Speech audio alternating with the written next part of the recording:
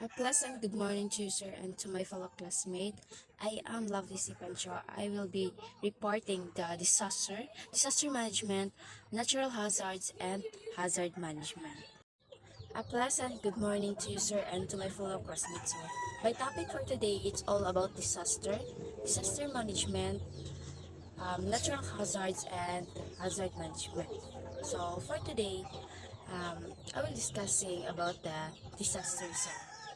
According to Dr. Renato Usolidom Jr., so disaster is characterized by several elements, namely hazard, risk, people or community, and vulnerability. Hazard. So ano nga ba ang disaster or sakuna? So, ang disaster o sakuna is isa itong pangyayari o nagdulot ng malaking pinsala o pagkawala ng buhay o maaari ito ay natural na kalamidad tulad ng lindol, bagyo, tsunami o maaari din ito resulta ng mga gawa ng tao like tayo. So, ano nga ba ito? Like tulad ng sunog, pagsabog o aksidente. So, yun lamang ang mga ibig sabihin ng disaster. So, ngayon, ano nga ba ang letter H? So, ang letter H, ito ay sumisimbolo sa hazard. And next, hazard, or isang amount, or isang physical impact of the disturbance, either man-made or tao, or yung natural lamang like mga tsunami. O ito ay highlighted by vulnerable amount of risk or letter R to the people and community, or moreover the degree of the vulnerability or letter V of all involved. Further fuels or magnitude or disaster presented in the disaster equation as follows. So makita natin dito yung letter H times R plus V equals disaster. So, ang ibig sabihin niya, letter H is hazard, letter R is risk, and letter V is vulnerability. The concept of disaster risk management accepts that some hazard may occur. The impact, however, can be least by improving the community's ability to the impact to with minimum damage or destruction. Okay. The disaster risk management cycle is a traditional approach to disaster management in which disaster measures that regarded as a number of phased sequence of the action of a minimum. They aim to reduce the vulnerabilities in the community. To addition, with the sustained over a long period of time, they reduce unacceptable risk to the acceptable level and they make the community disaster resistant or resilient. Okay. Ano nga ba? Ano nga ba itong um, disaster disaster management cycle or isa na itong traditional na paraan na pamamahala ng sakuna na itinuturing o akbang sa pagtugon ng sakuna bilang isang serye o yugto sa pagkilos ng isang patuloy na proseso. Ang layunin nito ay mabawasan ang kahinaan sa komunidad at kapag pinatili sa mahabang panahon, or sa madaling salita, ang disaster management cycle ay isa itong binubuo ng mga paghahanda or preparedness, pagtugon or response, pagbawi or recovery, at pagbabawas ng panganib or mitigation.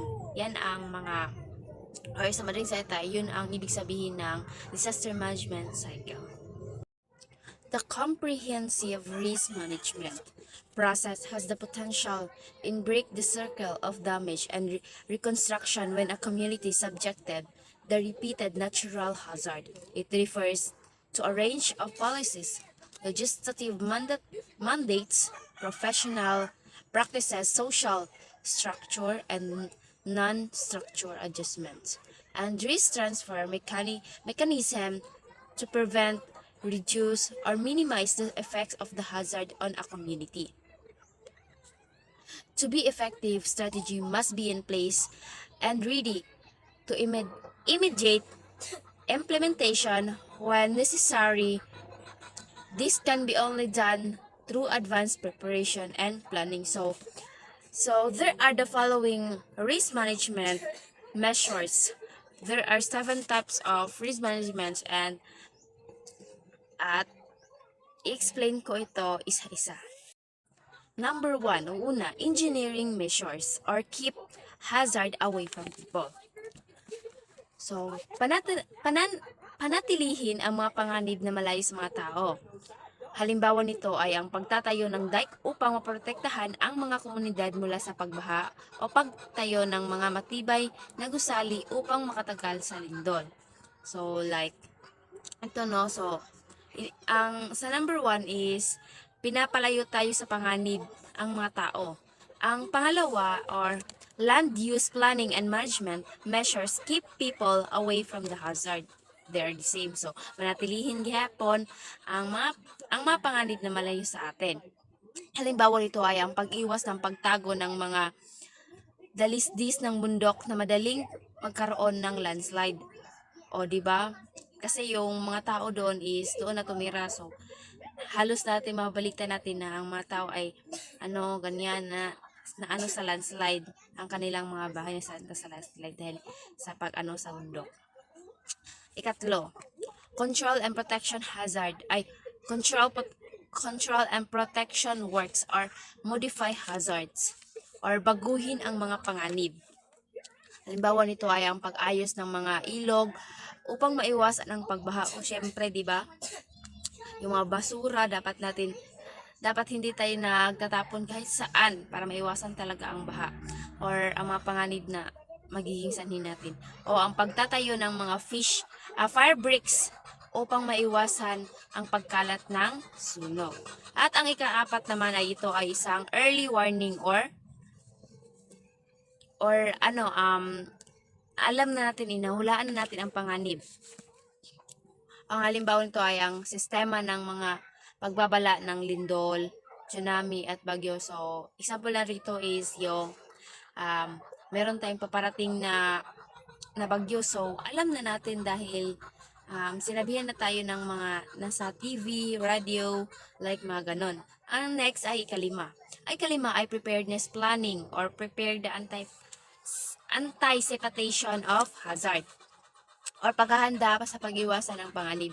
Halimbawa nito ay ang pagbuo ng plano o sa paglikas ng pagsasanay sa mga tao sa first aid, pagtitipon-tipon ng mga mahalagang supply. So, sa una pa lang is kailangan talaga natin magplano kung saan tayo lilikas kapag tayo ay nasa lantana.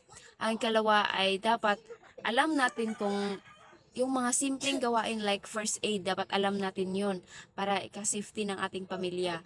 At ang last ay yung pagtipon-tipon sa mga mga canned goods. Dapat meron talaga tayong ibalde. Yan ang tawag sa kanila, ibalde. Yung mga mahalagang bagay is ilalagay talaga doon para hindi yun masama at yun talaga ang madadala ng mga pamilya natin kapag kalamidad na talaga.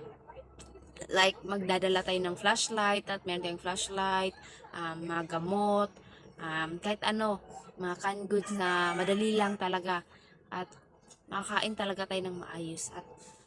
At ngayon, ang ika-6 na naman. So, reconstruction planning after the disaster with the aim of reducing to vulnerability or pagpaplano muli. So, magtatayo ng mga pagkatapos ng sakuna. Layuning layuning bawasan ang kahinaan. Halimbawa ito ang pagtatago ng mga gusali na may lumalaban na lindol o ang pag-aayos ng mga ilog para maiwasan ang pagbaha.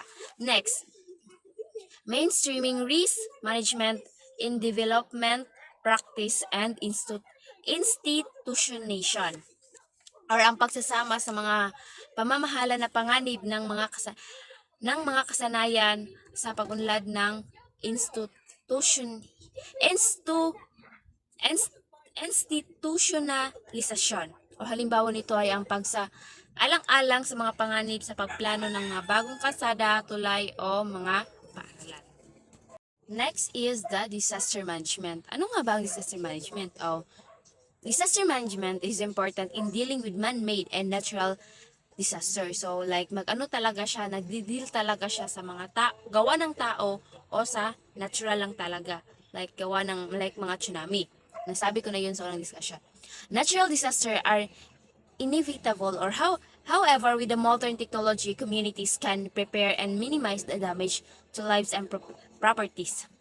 Likewise, man-made disaster can be prevented if if the community is more careful and properly oriented on what it do and times and crisis. So, like tayong mga people is alam na talaga natin kapag may mga may mga krisis na darating. Alam na ang mga tao at na-oriented na sila dahil araw-araw naman talaga or hindi man sa araw-araw is nakakaranas talaga tayo ng ganito. So according to United Nations, there is an increasing number of the people who are affected by disaster all over the world.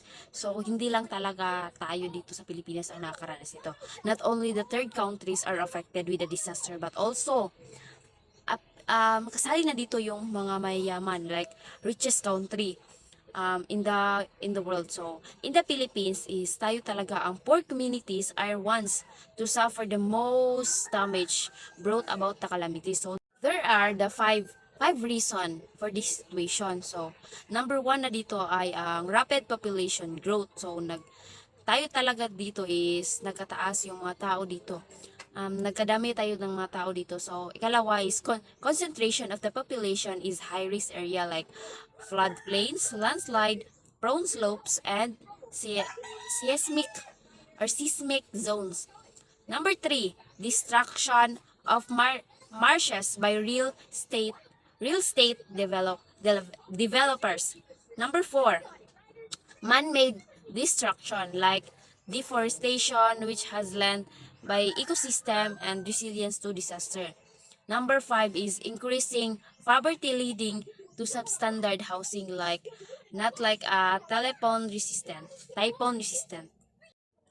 Next is the natural hazard or natural hazard are the elements of the physical environment that harmful and man and caused by the extraneous force. Solidum 2012, it pertains to all atmospheric and hydrologic and geologic, especially the seismic and volcanic, and wildfire phenomena that, because of their location, severity, and frequency, have the potential to affect humans and their structures of their activities adversely.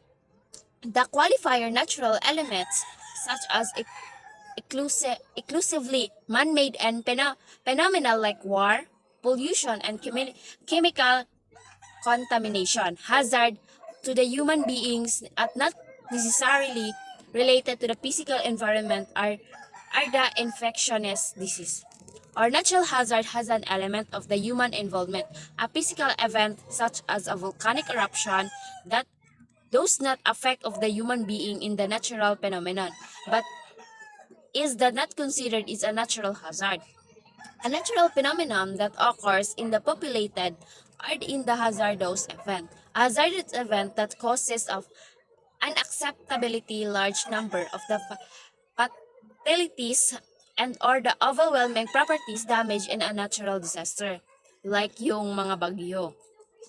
Next and last my topic that is the hazard management. So, ano nga ba yung hazard management? So, ang hazard management, it is a process by which of the government makes plan, which is the consists of the policies, projects, and supportive action to guide economic and social and spatial development over a period of time.